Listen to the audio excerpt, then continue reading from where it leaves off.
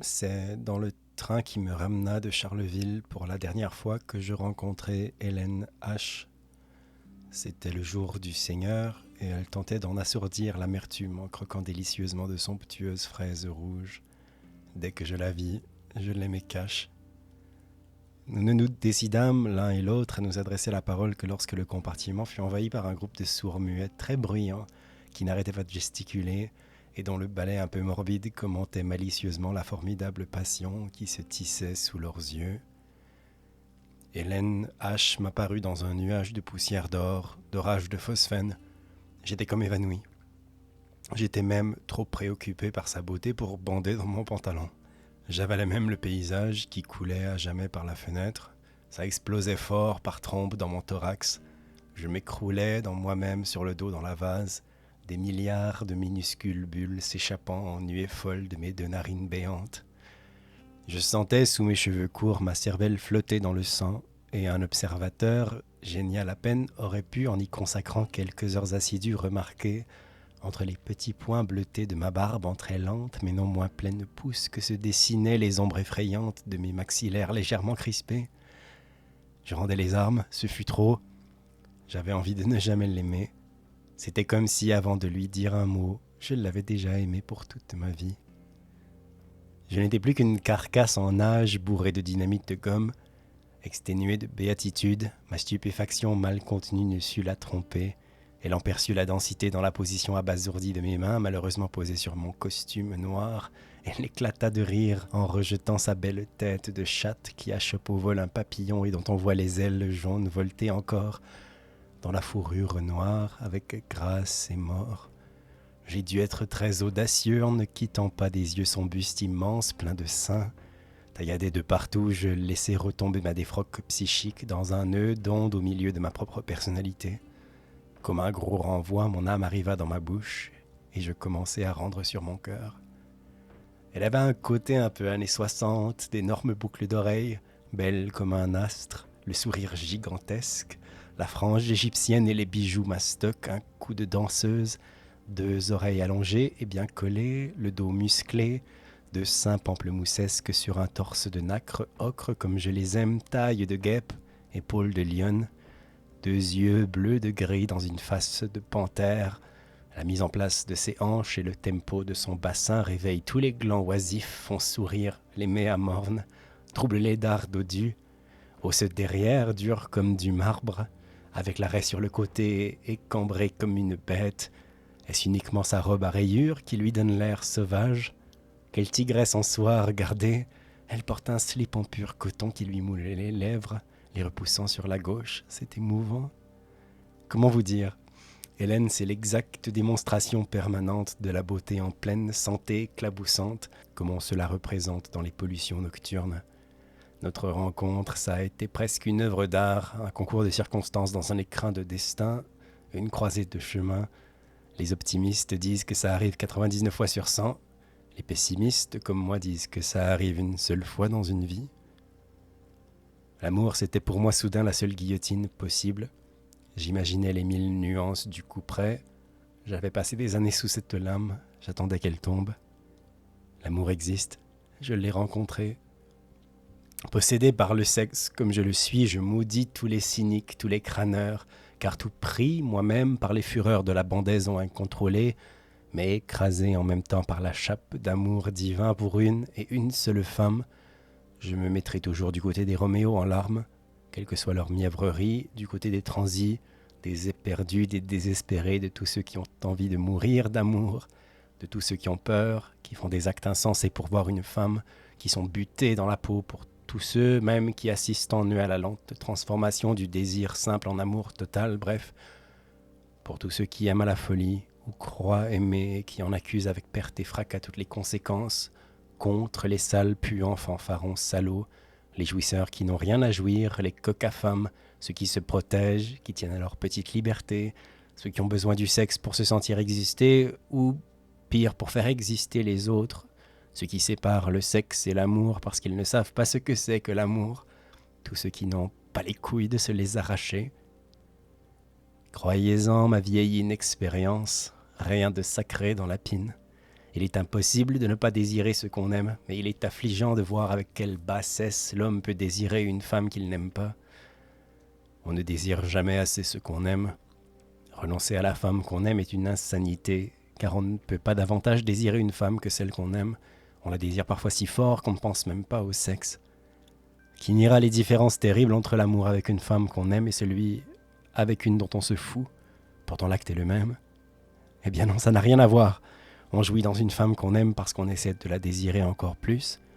Dans une femme qu'on n'aime pas, on jouit pour lui montrer qu'on ne l'aime pas. L'amour, c'est le sexe sans lendemain. Ça passe pour une véritable provocation, notre couple. Dans la rue, au début, on nous insultait. Les réflexions des gens étaient d'une méchanceté presque stimulante. Les types me crachaient dessus. On lançait à Hélène des obscénités. Personne ne pouvait supporter, et même ceux qui semblaient être avec nous, qu'une si belle fille soit au bras d'un tel ablette. C'est le péché formel, la confiture de foutre au cochonnet.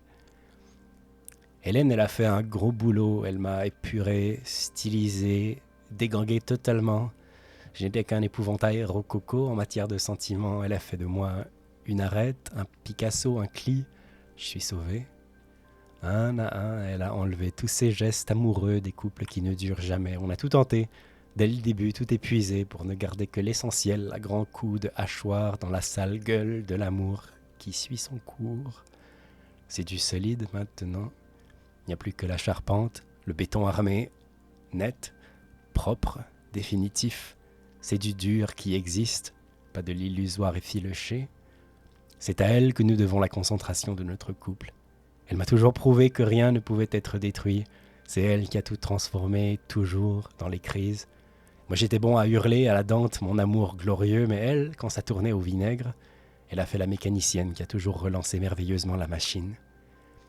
Hélène H. n'est pas une muse de somme. Elle n'en a rien à foutre de l'art. Si elle est avec moi, c'est pas pour mon talent. Elle n'a pas du tout ce goût du sacrifice qu'arborent toutes les femmes d'artistes, celles qui donnent tout, dévouées et dignes. Ces victimes traitées comme des servantes par ce mari qui a un petit quelque chose, qui a tous les droits par son génie. Cette ambition sociale de la femme maquillée en instinct affect maternel, ça détruit tout. Si on était resté dans la cage facile et conne de la muse et son artiste, on se serait brisé. Elle a toujours entretenu une sensualité qui combattait l'amour, justement, qui enculait la sentimentalité regorgeante de ma nature. Elle a toujours fait tout renaître à l'âpreté de tous les sales conforts. Elle a tout fait bifurquer dans l'érotisme et la haine pour arracher mes sales tapisseries, mes dorures baroques, ma surcharge intolérable, remijotant la passion première, à feu doux, à grande flamme, une minute de désir et de bonheur, sauvage valant toutes les habitudes de la complicité routinière. Dans toutes mes conneries, elle m'a toujours rattrapé, comme une trapéziste là-haut. Nous avons toujours vécu par périodes. Des fois, on se voyait une fois par mois, d'autres c'était 24 heures sur 24 pendant 2 ans, puis en couple, en amant, caché, en bordée, à l'étranger, au restaurant, sans dire un mot, parlant sans arrêt, chez des gens fâchés, méchants, égarés, hilars, en pleurs, collés, décollés. C'est toujours ainsi qu'on devait toujours faire. Moi totalement hiberné dans le cloître de ma mythologie, malade et impotent de l'existence. Je n'ai jamais pu me promener dans la campagne ou m'amuser avec un ballon sans tomber dans une dépression terrible et ridicule. Et la hache, parcourant le monde dans des randonnées mouvementées et dangereuses, sensuelles et raffinées, à la recherche de sensations nouvelles, au volant de grosses voitures dans des pays inconnus, épanouie à la situation. Elle a des besoins physiques. Il faut qu'elle se serve de son énergie musculaire, qu'elle nage et danse excessivement. Ce qu'elle adore, c'est passer des décors comme ça, panthère migratrice. Elle revient de ses voyages avec dans ses bagages les prochains livres de l'homme de lettres de sa vie. Tout m'est raconté dans un délire d'exaltation et de féerie pure, au fond d'un lit qui n'est pas le nôtre. Une rame de papier sur l'oreiller auréolée de taches olé olé. Hélène H. travaille pour vous. Oh bien sûr, elle aurait aimé s'épanouir dans autre chose que la haine et le dégoût de l'épanouissement. Elle était faite pour les plus indolentes moods d'âme embuée que constituait jadis l'existence tout entière d'une belle et ténébreuse captive de son acabit, de son gréement. Je ne lui vois dans l'histoire guère que cet emploi pour sa personnalité tourmentée et écœurée de bête en coma. Hélène est faite pour ne rien faire. Elle ne peut pas subir d'échec puisqu'elle n'a pas de projet. Toujours stimulée par sa beauté, sa vie n'aura été qu'une lutte victorieuse contre l'arrivisme lamentable de l'être humain à vouloir se réaliser absolument. La passion est pour elle une espèce de grâce abjecte qui ne l'a jamais touchée, qu'elle n'a de cesse de combattre pour préserver cette béatitude nihiliste qui caractérise sa nature profonde. Plus animale que moi, mais moins végétale, la panthère aux yeux pères, dans son désir de n'être pas complètement humaine, refuse de se disperser dans la vulgarité d'un but ou d'une activité quelconque, préfère se regarder dans la glace, s'étendre de longues périodes d'observation assidue de son propre derrière, spectacle que j'immortaliserai dans un petit ouvrage intitulé Confessions d'un popotin qu'Hélène H. va pérégriner sur d'autres hémisphères. Elle s'en va dans des aventures extraordinaires, elle fait tout ce qui est interdit, elle se matérialise considérablement. Toujours j'ai adoré ce chic trompeur, cette clochardisation dans le velours qui me caractérise, ces turfes pour rire affiché qui cachent si mal mon déclassement total, mon déhanchement social incessant. Ce que nous adorons, Hélène et moi, c'est vivre en délabrant les apparences. C'est d'ailleurs son allure splendide au bras de ma silhouette ironico-tragique qui rétablit in extremis, pas toujours, le jugement antipathique sur moi. La voiture dans laquelle on nous voit rouler n'est à nous que pour quelques heures, nos vêtements ne nous appartiennent pas. Hélène ressemble à une très belle femme mariée, choyée. Elle n'est même pas à la sécurité sociale. Moi j'ai l'allure d'un diplomate de carrière et je n'ai pas de quoi m'acheter un sandwich. Nous sommes amoureux l'un de l'autre. Tout en elle est beau. La déesse avait tout pour tomber dans tous les pièges, mais elle n'était pas douée pour la laideur. J'en entrevois bien une centaine de filles qui, dans sa situation, ne seraient pas regardables. Jamais je ne lui reprocherai d'avoir trouvé le parasitisme comme solution à son enfance. Sa famille n'avait qu'à payer la facture. Quelle morale merdeuse peut tenir aux 8 heures par jour avilissantes, ces 8 heures de bonne conscience, d'arrogance et de perdition? On n'aura pas la panthère avec de tels filets, elle s'en fout pas mal. Elle a raison. Si Hélène n'est arrivée à rien, c'est qu'elle ne veut rien. Elle a été en proie depuis le début à cette jalousie infâme qui guette tout bonheur. Les êtres humains témoignent d'un scandaleux respect pour le malheur, mais jamais pour le bonheur, ils en crèvent. On essaie par tous les moyens de la culpabiliser. Pour les autres, son bonheur est trop beau pour continuer, il faudra qu'elle paye. On est superstitieux pour elle. Personne ne voit le bonheur comme quelque chose qui se prend sans réfléchir, sans demander son reste impunément. Ils voient tous le bonheur comme un long et raisonné calcul projeté à tempérament depuis l'enfance. Il faudra qu'Hélène H. paye, parce que la chance dans la vie, ça se gagne en travaillant avec le sueur, le front ou le bordel. C'est exactement le contraire qu'il faut penser. Le bonheur repose sur la chance, sur la magie de l'univers, sur le rapt d'une harmonie de passage. S'il faut faire un seul effort pour être heureux, ce n'est plus du bonheur, c'est l'arrivisme de la satisfaction, la misère minable. Les hommes ont peur de la chance. Ils ne la trouvent pas naturelle. Les gagnants au loto continuent de travailler. Pourquoi ? Parce qu'ils balisent sur les dieux. Ils ont peur de devoir payer un jour très cher pour avoir gagné, se sentent coupables. Totalement dénuée d'ambition, Hélène est débordante d'inactivité. Cette absence totale chez elle d'une envie de faire quelque chose dans la vie l'a faite dès l'enfance, tombée en nonchalance. J'avais tout pour lui plaire. Elle aime les types austères, antipathiques, qui parlent d'eux comme d'une hypothèse et dont la sensualité est très secrète, engloutie. Elle a été attirée par moi comme par un souffle, dans un réceptacle, un crachoir impeccable où exprimer toute sa hargne, tout son égoïsme, sa fainéantise, son indifférence globale, sa violence, son mépris infini.